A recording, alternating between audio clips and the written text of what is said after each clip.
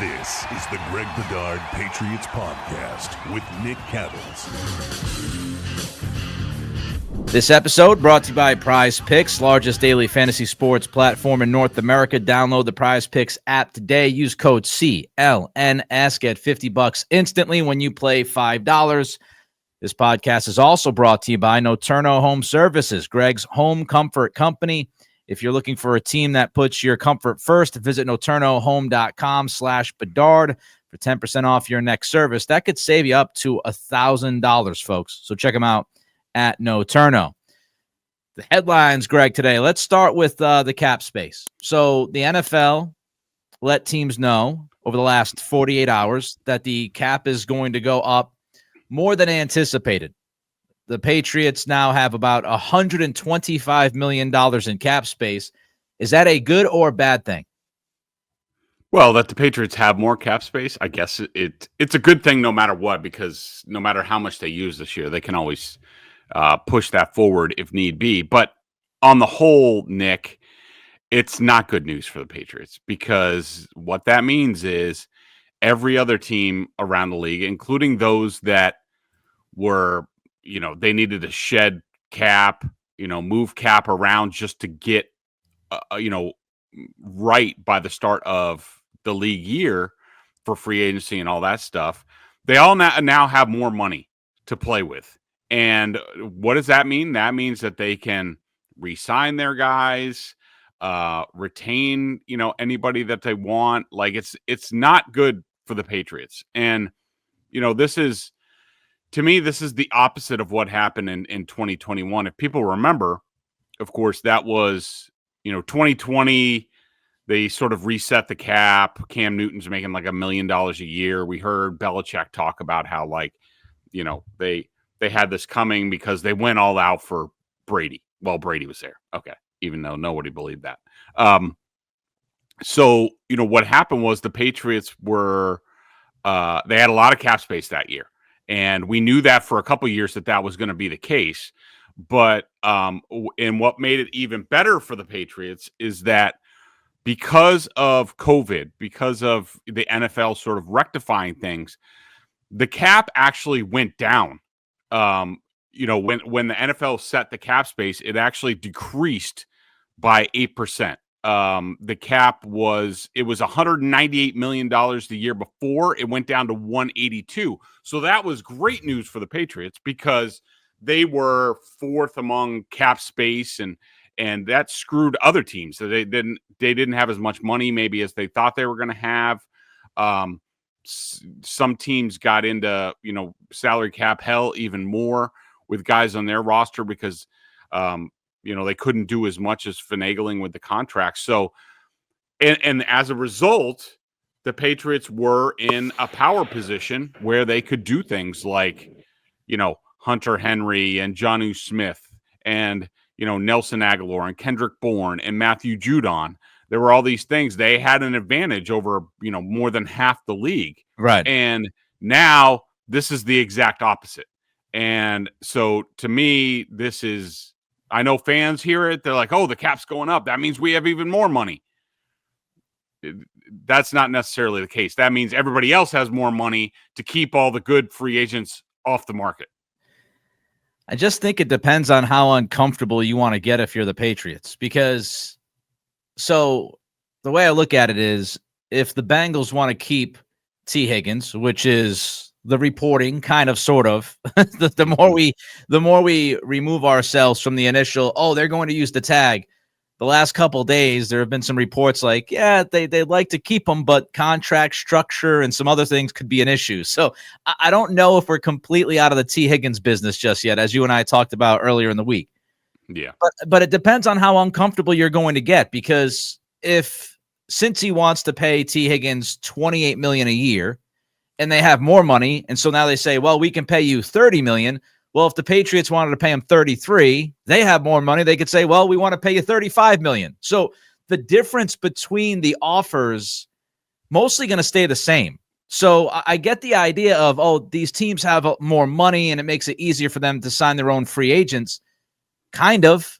because ultimately, if it's about the biggest deal, the Patriots still have the most money. So just like all these other teams, they get to pay the guy more money. The Patriots theoretically get to pay the guy more money. So I don't know how much of a difference it makes. I think people make too big of a deal out of it, quite frankly.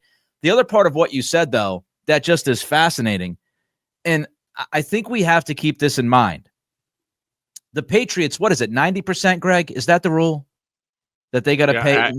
After, you mean after 3 years that they have to spend 90%? Yes. Okay. So they've got to spend 90% of the cap through a 3-year period. And that started, I think, if you look last year, they had all that cap space. They didn't spend a lot of it. They pushed it to this year. So if they don't spend a lot of it this year, they got to put it to next year. And you eventually have to spend a bunch of money. You have to eventually spend. So I know some people out there are saying, well, if they're not going to spend a lot of money this offseason, they're not going to be as aggressive as people think. Well, maybe it's, how many guys are going to sign, right? They might not sign 3 guys at the tippity top of the market, but they still have to spend money, which brings me to what you just mentioned. You said in like 2021 during COVID, the cap was like $180 million, right? Is that what you said? 2020. So I think it was 421. The cap was 183. The year before 2020, it was 198. Okay. So, I mean, the cap is growing, if you look at it, like pretty much 15 to 20 million every year since 2021, 2020, because you obviously dip down, but then they make up for that difference in the end. My point is the cap's going to keep going up a lot. So the Patriots have to spend money. And that's just the facts of it. How they spend it is the conversation. But the people thinking that they're just going to keep storing away the dollars for future years, you can only do that so much, correct? Yes. And one thing I wanted to point out on that, Nick, because there's a lot of confusion. So I was just looking up at overthecap.com. If people don't know and know about it, they should go there. It's great. Almost everything is free on there as far as, cap space and different things. People should go there. I use it all the time. And I was just looking at their section on the collective bargaining agreement. So the rule is, so 2024, it started last year. So 24, 25, and 26 are the 3-year period. And what they have to do is there shall be a guaranteed minimum team cash spending of 90% of the salary caps for such periods. So I think that's important to talk about because last year, while the Patriots didn't spend their cap space, they did spend more cash than the cap last year. I can't find the exact numbers right now, but I think their cash to cap ratio was 1.1 or 1.2. As of right now, for 25, they have spent, they're at the bottom of the league. They have $136 million cash spent right now to, sort of, and we heard, because I asked Robert about this in the last press conference about, basically he admitted they're a cash to cap team and that's their budget for the year. Right. So as of right now, so the cap went up to, what is it now? Like at least, let's say 280.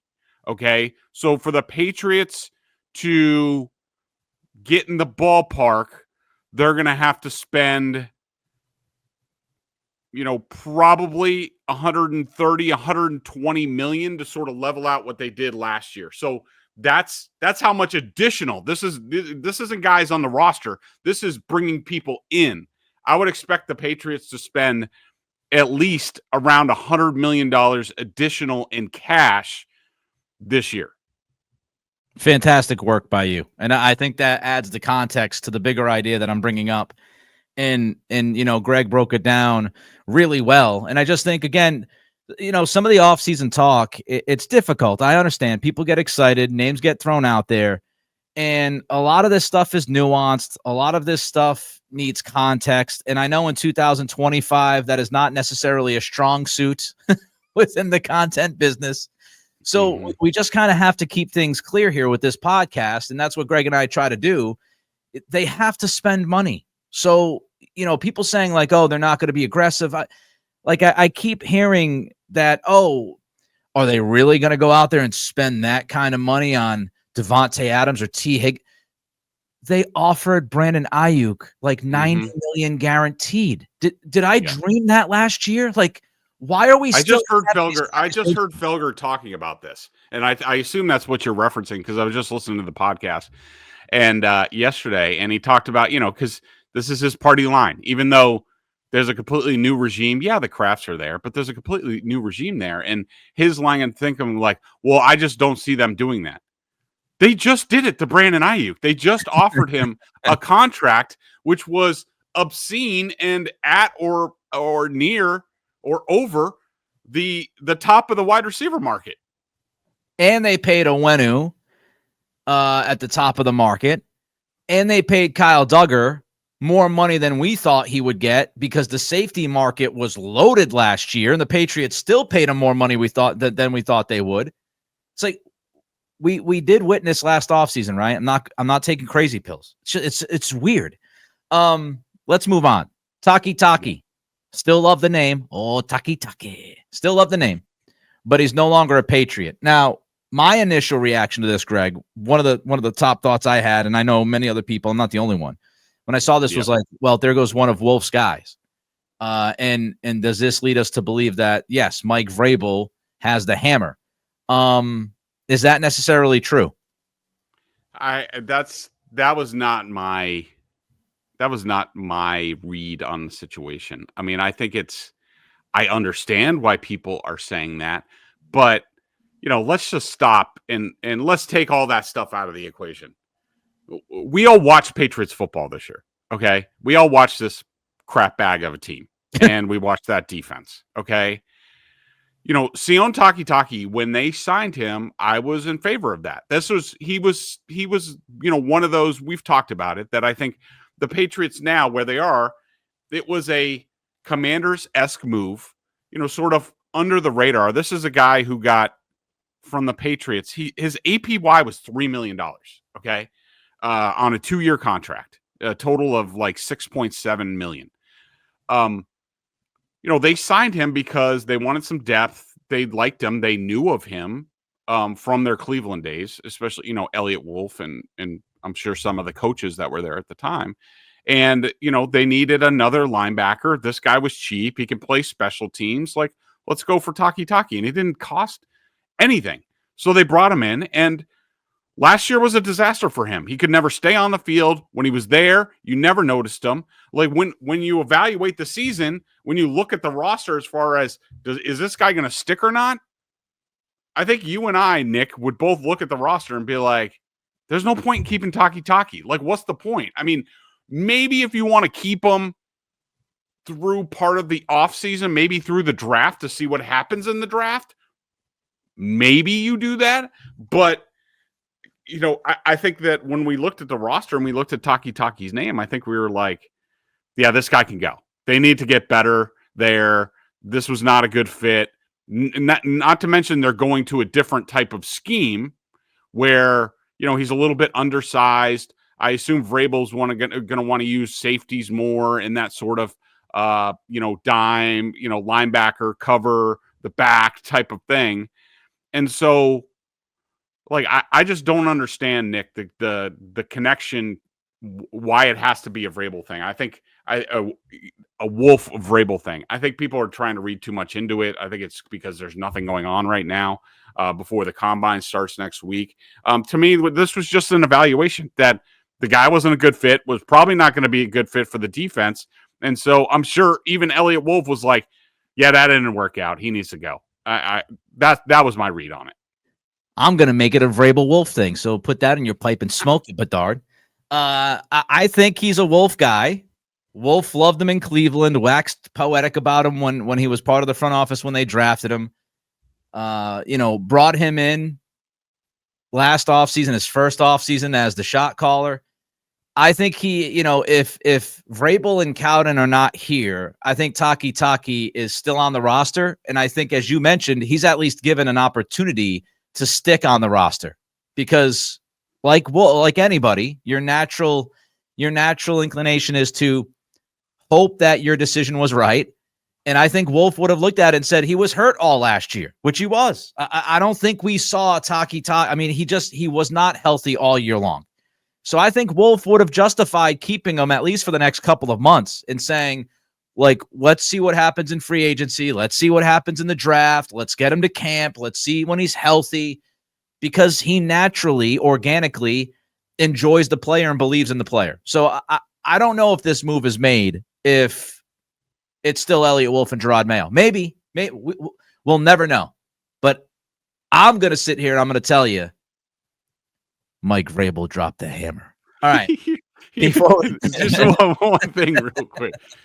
Like, I love how, like, you and Phil Perry and Mike Reese, like, you're all standing on them being like, look at Big Bad Vrabel flexing his personnel muscles with a second string linebacker who played 17% of the snaps. Like, there's a new sheriff in town, goddammit. The Patriots are Super Bowl, baby.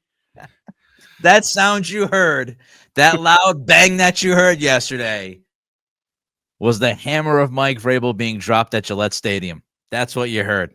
All right, before we continue with some more thoughts, Greg has thoughts on Prize Picks.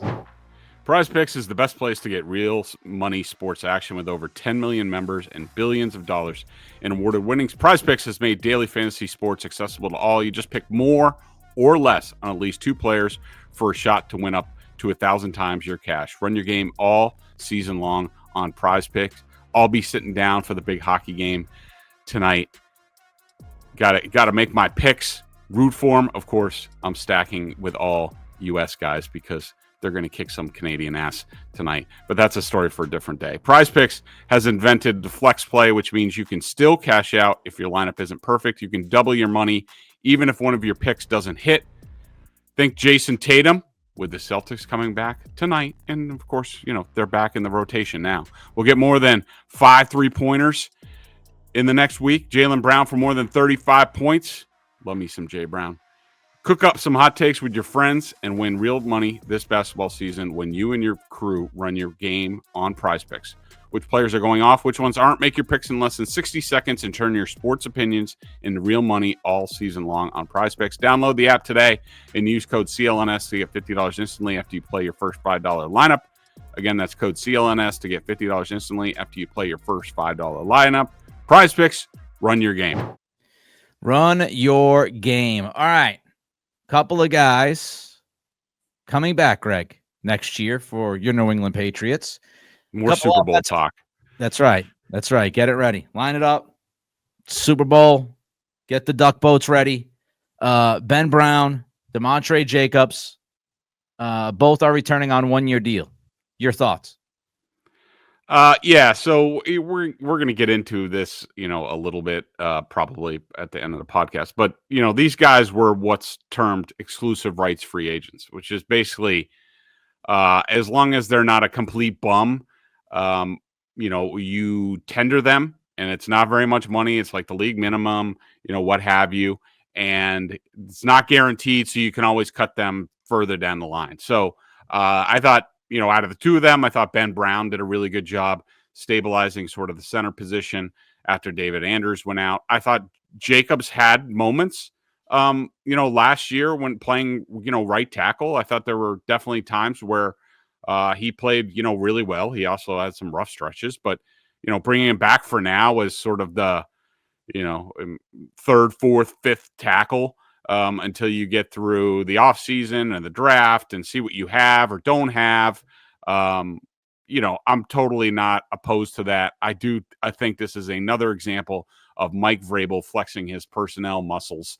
And now the new sheriff is definitely back in town. More hammer talk, baby. More hammer talk. I'm fine with it. You've got to build the way that you can build the offensive line. And you start with depth. And I don't think anybody is going to sit here and tell you Ben Brown is starting for this team anytime soon. Demontrey Jacobs certainly is not going to start for this team anytime soon. But if Jacobs is like your fifth tackle / practice squad guy, if you feel like he can develop and he shows a little bit of development during camp, great. You don't pay him pretty much anything to keep him on the roster, or at least on the practice squad. As far as Ben Brown goes, Yeah, I thought he did pretty well, Greg, considering the circumstances. I thought he got off to a good start. He kind of tailed off a little bit as the year went on. He had some problems, but again, he was picked up in the middle of the year, thrown into an almost impossible situation, and I thought he did pretty well. So as far as depth behind, whether it's David Andrews or whoever's going to be there, I don't mind it. Give me some of those defensive linemen those offensive linemen that can develop hopefully and save your ass if something, bad is to happen to any of your offensive linemen. Depth is so damn crucial, especially with offensive line play not being great in the NFL anymore across the board. All right, let's look at some free agents now, Greg. Before we get to the Patriots' own free agents, ESPN's Matt Bowen had his best, look at the first top 50 free agents, right? So he's looking at the best free agents, and he wanted the best fits. So he matched each free agent in his top 50 to the best fit as far as team. He had 3 guys for the Patriots. Let's start with the top guy. 4th free agent overall on Matt Bowen's list was DJ Reed, cornerback. Does it make sense for the Patriots to be in on DJ Reed? It does. It does with Vrabel here now and his sort of scheme, which, for what I understand is more quarters based, which to explain to people, quarters means that basically between the 2 boundary cornerbacks and the 2 safeties, those guys are splitting the deep part of the field into quarters. So that's where the name comes from. Somewhat similar to, definitely done differently. Vic Fangio in the Super Bowl did a lot of this. Now they start in quarters and then they match, sort of man to man. So it's a hybrid. We'll have to see. I think Vrabel. One thing that's going to be interesting, and we'll talk about this more as it goes on. Christian Gonzalez, right? Yeah, I mean Vrabel is more of a zone-based guy. We'll see if they adapt more match zone principles like a Vic Fangio, because I do think there were some criticisms in Tennessee that at times Vrabel's scheme was a little conservative in the pass coverage. And, if you're going to run that scheme, what do you do with Christian Gonzalez? So but I do think that Vrabel's flexible. They're going to take advantage of whatever they have. Now, DJ Reed is interesting. First of all, I love DJ Reed. There were a lot of times over the past couple of seasons where I liked him more than Sauce Gardner, because DJ Reed is tough as nails. He'll tackle. He's an excellent zone cornerback, vision on the quarterback, things like that. I love me some DJ Reed. So it depends on what the Patriots are going to do. I mean, do I think him and Gonzalez pair well? No, I would want more of a man cover corner to go with Gonzalez. But if they are going to start there, yeah, DJ Reed's a guy that I would definitely look at. But I mean, like Matt Bowen has him as 4th as his free agent. That's a lot of money. Are we going to be pouring that? I think with Vrabel's scheme and how he does coverage, pass rush is going to be much more important to what this defense does than coverage in the back end. So if I'm spending money on this defense, it's going to be on waves of pass rushers like the Eagles had. Totally agree.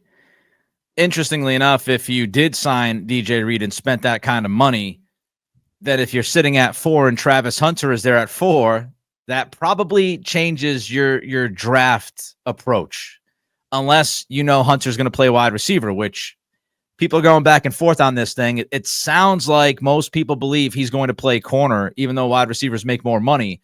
That's what it sounds like right now. So if you get that indication at the combine from Travis Hunter that he wants to play corner, that's his priority. If you go out and you spend big time money on a corner, I don't think you're drafting Travis Hunter at 4 to play corner. So that would also, absolutely impact how you draft. All right, another guy on Matt Bowen's list. Again, best fits for top 50 free agents. Number 8, Milton Williams, defensive tackle from Philly. So now we're talking. Now this goes to the pass rush principle. I mean, I think if I am the Patriots, that's why, you look at Vrabel's defense when it's at their best, with Harold Landry off the edge and Jeffrey Simmons and other guys on the interior. I mean, those guys could get after the quarterback. They changed the line of scrimmage. And that's why it makes sense. Like, I wouldn't be surprised if the Patriots were hoping for like an Abdul Carter, getting to them and getting him on the outside. And then you have Barmore on the inside, depending on his, health status. And then, you either draft guys or you sign a guy like Milton, who just like took off this year. And now, he's a little bit undersized. He's more of with the Eagles, he played sort of a sub pass rusher role. Do you think he's capable of more because you're going to be paying him a lot more money? Do you just see him as that? What's the value you put on that? But as far as the thought and the fit, yeah, absolutely, 100%. This is the type of move that I would expect the Patriots. And remember, I told you, I don't know, it was a week or two ago, that my intel from talking to people was the Patriots, even before the Eagles Super Bowl and what they did on both sides of the line, the Patriots were putting an internal emphasis on both sides of the line, and signing a Milton Williams would go right towards that. How would he fit with Barmore and Keon White, given that Barmore comes back from the blood clot issue? I think that he would be a rotational piece. I think that he could play some end. I think he would be part of one of the waves. Now, whether he starts or not, or he comes off, I mean, he's going to I think they're going to divide up the playing time. I think they're going to have, different waves of guys so they don't, they're not getting tired out. I would say that the days of, somebody playing 90% of the snaps, unless they're, a game wrecker like an Abdul Carter, or if Keon White takes another step. I don't know if that's happening, especially with the interior guys. And make no mistake, Williams is more of an interior guy. But I do wonder, the more I'm sort of, looking at what Vrabel's done in the past, I do wonder how much of a fit Devon Godchow is going to be here. You can always use run stuffers, but the way Vrabel and Terrence Williams, the defensive coordinator, like to do it, like they're gonna penetrate gaps. That's not what Devon Godchow does. So I mean, if you trade or whatever Devon Godchow, now Milton Williams plus, they already re-signed Jeremiah Farms, and like you bring in other people, like these are gap penetrator types. And so when you do that, it's a lot of wear and tear. So they'll be doing a lot of substitutions and rotations. And Bedard knows it's Terrell Williams, not Terrence. Sorry, Terrell. Yeah, I mean, if you look at Jeffrey Simmons, like that's what Vrabel wants and what Williams wants, right? Violent, physical, dominate the line of scrimmage, get to the quarterback, force double teams, be able to rush, all those things, right? And obviously Simmons is a terrific player, but more of a dynamic player than Godchow. So we'll see how, that all unfolds in the middle of the defensive line. Last guy for Matt Bowen, Greg, was Alaric Jackson, offensive tackle, plays the left side for the Rams. Yeah, I will say that he's sort of under the radar. He's actually been a pretty decent player for the Rams. I mean, I was just looking back at his stats on last year on total pressures allowed. 25 total pressures in 583 snaps. He started every single game at left tackle. Only allowed 3 sacks and true pass sets, or excuse me. Yeah. In true pass sets, it was 2 sacks, 17, pressures. So, I think this is a guy, I would be surprised if they don't try to make a real effort to sign him. I think Spotrac puts his contract value at about $16 million a year. So, yeah, I mean, look, we all know the Patriots need a left tackle. And if Jedrick Wills is not Vrabel's cup of tea, then maybe Jackson is. 6'7", 285, 26 years old. If you look at Pro Football Focus, he was the 18th best tackle in football last year with an overall grade of over 78. He was the 23rd best pass blocking tackle in football, and he was the 19th best run blocking tackle in football. So PFF thinks very highly of him, and he's 26, so obviously not nearly as long in the tooth as Ronnie Stanley. I think he's absolutely a name to pay attention to. All right, before we continue, Greg, tell the people about Noturno. As someone who spent years covering football, I know what it takes to be a winning team. It's about reliability, precision, and showing up when it matters most. When it came time to my own home and my heating system, I needed a team I could count on, and Noturno Home Services delivered. Noturno is local.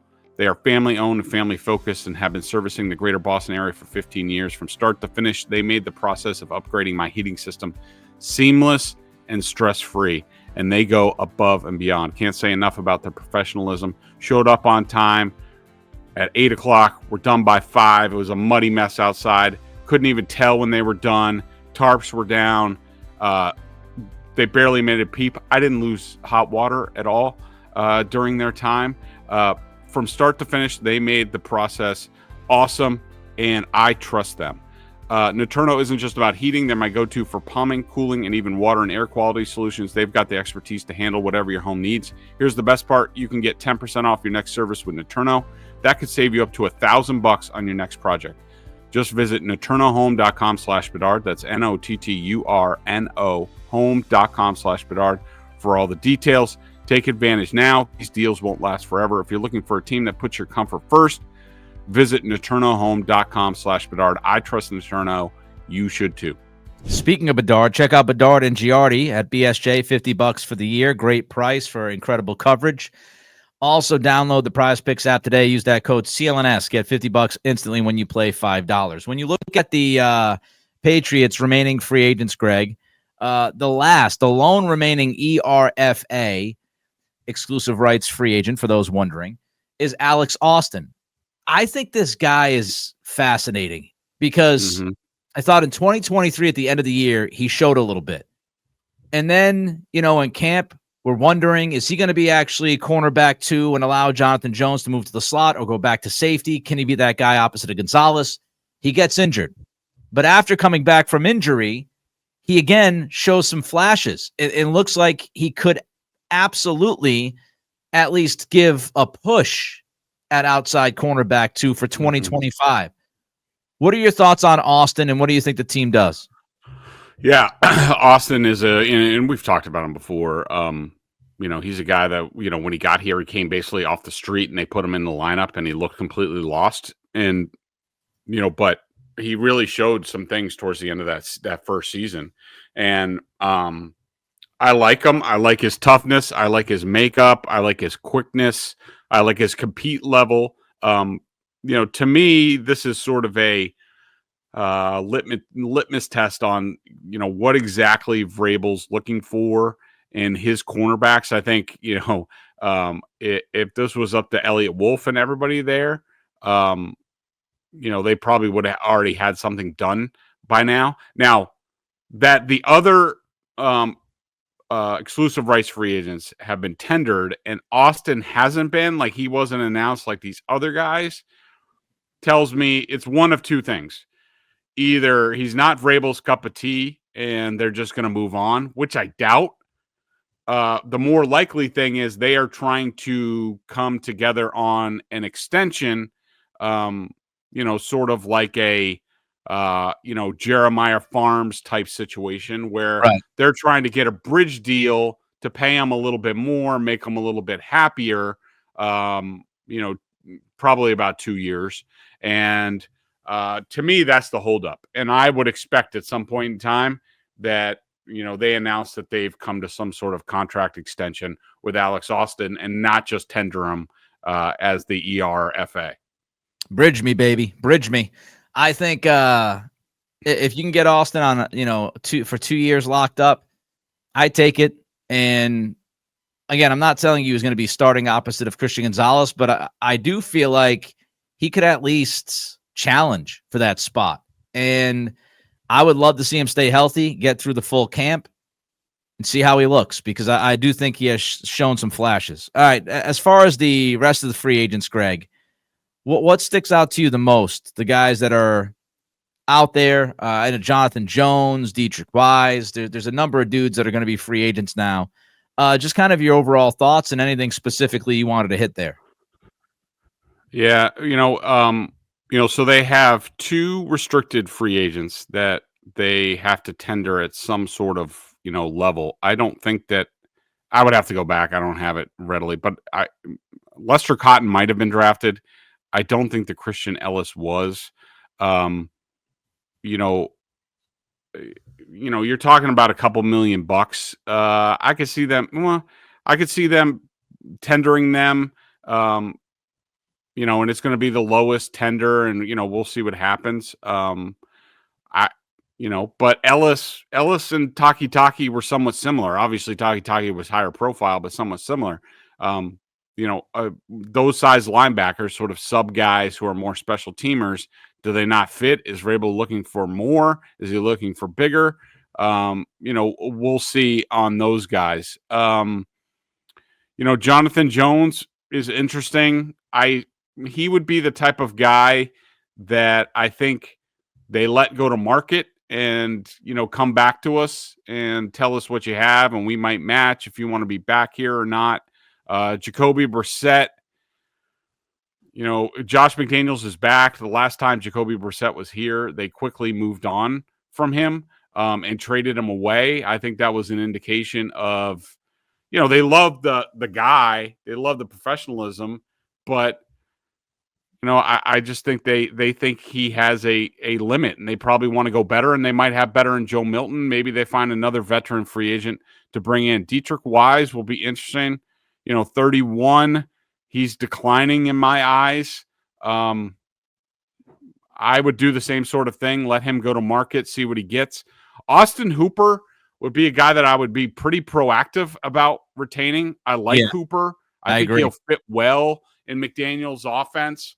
And that's a good baseline. Maybe you do something in the draft. Maybe you try to find somebody in free agency. But, to have Austin Hooper, is good. Ekawale,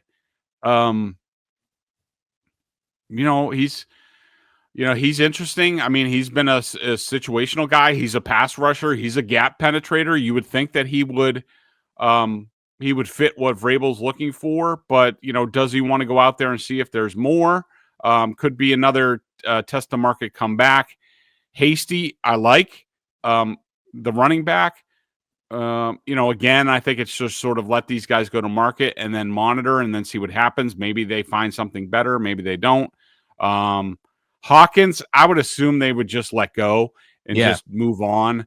And sort of, he was talking about a nondescript season. You couldn't even tell that guy was on the field. Joey Sly, I think he's good. I would try to bring him back. I even thought about it for a second. Do you think about franchise tagging Joey Sly? He's the kicker tags $6 million. Do you think, he kicks off well? Do you think that's worth it? I would give it some thoughts. Probably not. And O'Shane Exeminis, the edge guy who got hurt, showed a lot of potential. I think he's a guy that he was more of an outside linebacker, probably fits the old scheme a little bit better, but see where he is in his recovery and sort of monitor it. And I wouldn't be opposed to bringing him back. It's interesting because I think actually O'Shane Ximines would seem to be a pretty decent fit for Vrabel because they're more aggressive, right? They don't necessarily ask their ends to contain and defend the run as much as Belichick used to. And I think Ximines pin his ears back and let him go. And I think he could be a sub pass rusher. So he's an interesting one to me. All right, we got some member questions we want to get through here quickly. Let's start with Jay Boss. What's up, boss? How you doing, boss? If the Patriots trade for a significant player, and he lists Kupp, Metcalf, Garrett, etc., when would you expect the trade to happen, Bedard? I don't know how you feel about this, but I would expect. I mean, while I don't rule out something happening the first week of free agency, to me, these are more the type of deals where you get through free agency and sometime before the draft, you say, all right, well, we weren't able to get X, Y, or Z that we wanted to. So we're going to come to you and trade because these teams are going to want the draft pick, and they're going to want to use the draft pick that they're trading. Kupp, I don't think Kupp's getting traded for. No. I really don't. I think he's got a roster bonus coming up, like, he does. March 17th or something like that, where the Rams pretty much have to make a move by then. I think most teams are just like, look, they're going to cut him anyway, so why are we going to trade something for him? So I think, Kupp will be on the street before you need to trade for him. I think the same thing about Debo. Now, Debo's contract is interesting and when they might let him loose, but I don't think a team is going to be running to trade for Debo either. So I think Kupp and Debo will eventually both be released. Grand Jordanian. It feels to me like it's a scientific fact that this team's roster is an all-time bad territory, and one good player is not going to move the needle. If anything, they need to be accumulating more in caps for emphasis, Greg. More picks, not giving them away. Thoughts? And specifically on receiver, do you agree with Lombardi/Walsh that wide receiver is the last position you address? Yeah, and also Patch Jam was sort of on the other side of this argument. He said the status of the roster, lack of high-end draft talent, and the limited free agent pool this offseason, more than most, should trades be a bigger part of the offseason than Elliott or Vrabel would normally consider. So you have two guys on opposite ends of the spectrum here among our BSJ members. I am, for the most part, I'm siding with Grand Jordanian because I just think this roster, they need to be doing both.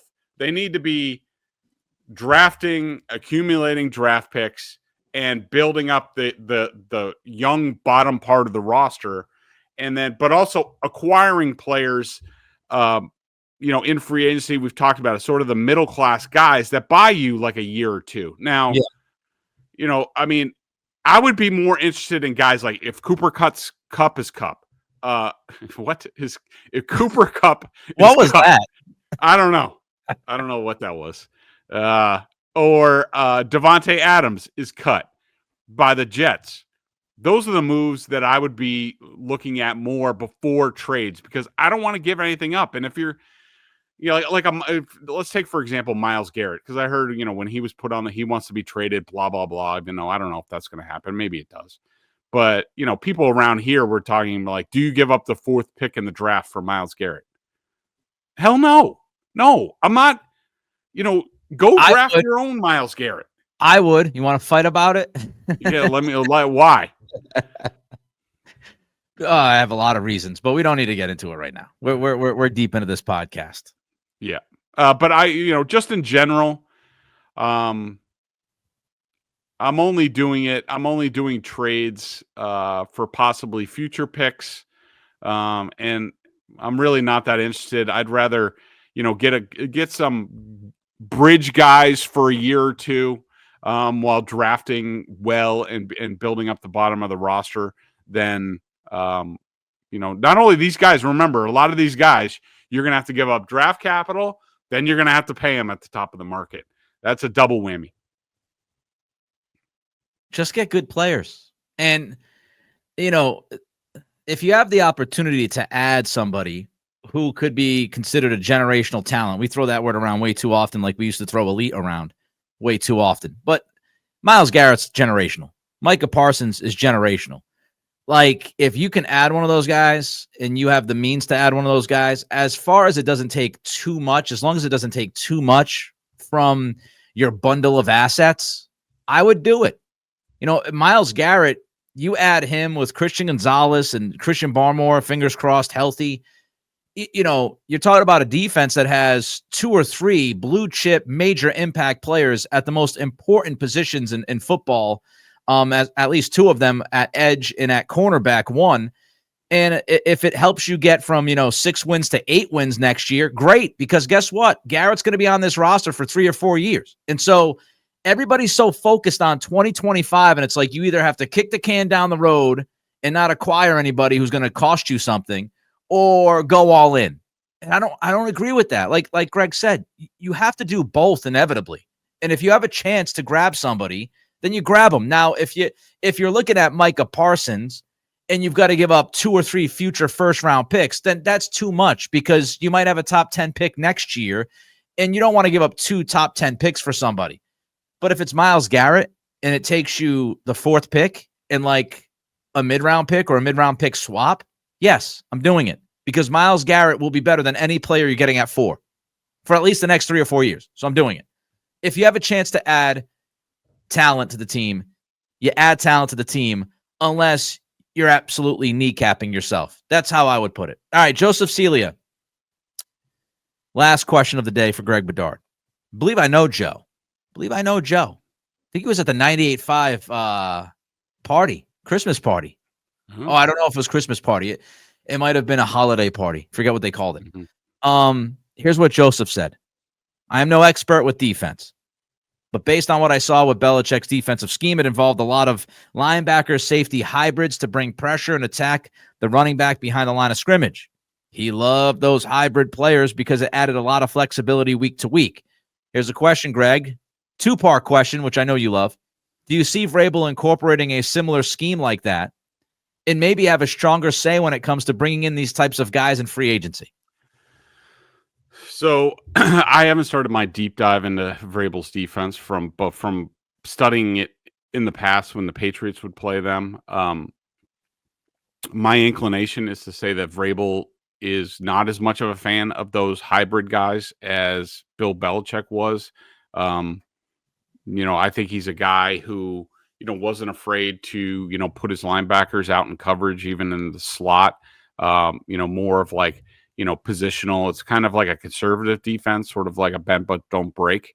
And they rely really on a 4-man pass rush, and they don't blitz very much. So if you're not blitzing from the second level, second or third level, how much are you really looking for, a hybrid in that role? So I would say no. I think they're going to really concentrate on the front 4, getting multiple guys that can rush the passer and penetrate gaps, and hope that the pressure gets there in time, but also play with integrity in the back end and sort of limit the big plays. Some highlights about the Vrabel defense. I think you'll see even man fronts more often. So 4 guys up front. Mm-hmm.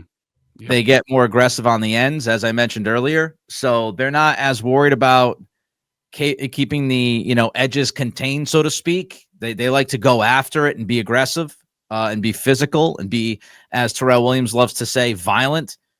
Also smaller, more athletic linebackers usually is what Vrabel likes. So I think that goes into what Greg and I have talked about for the last, I don't know how many freaking years. We've done this podcast for going on 5 years. It feels like every year we've talked about getting more athletic at linebacker.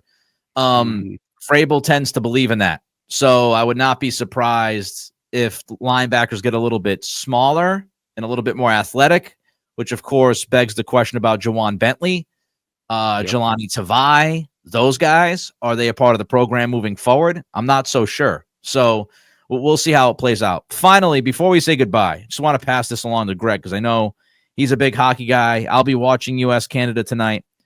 Joe McDonald tweeted out, Todd Angeli is not going to perform the national anthem tonight. What is that shit? What is going on with that? Joey Mack out of the rafters. Yeah, from the top rope, dropping an elbow. Yeah. So no Todd Angeli tonight doing the anthem after he absolutely smashed it the other night. Mm-hmm. Who are they going to have? I don't know. Who could they get better than Angeli? I don't know. They bring in Rennie Rencourt out of mothballs. I just saw Jay Stu tweet that. Oh, really? Renee Rancourt. 85-year-old Renee Rancourt. Can you imagine? Todd Angeli getting stiffed. Biggest hockey game in a while. I wonder if some celebrity was, some big hockey celebrity, like I know Carrie Underwood's, at a lot of Predators game. Maybe some big Team USA celebrity singer all of a sudden was like, I want to come. I want to sing the national anthem. Big Ange should have got that shit. What are we doing? He deserves it. All right. Greg deserves the weekend off. So he's going to have that coming up in, about 36 hours or so. He's going to have a great weekend. I'm going to have a good weekend, hopefully. And we'll talk to you early next week. More news. I'm sure of it as we get closer. We're getting to the combine. When are you going to the combine, by the way? When do you? I am not. I'm right. not. Giardi's going. He's going to be there. He's getting there Monday. He'll be there Tuesday, Wednesday for Vrabel and Wolf availabilities. Bedard sending his minion. Don't take that personally, Mike. Okay? You're not a minion. We all appreciate you. It's just, Greg's your boss. All right. We're out of here. Have a great weekend. Bye-bye.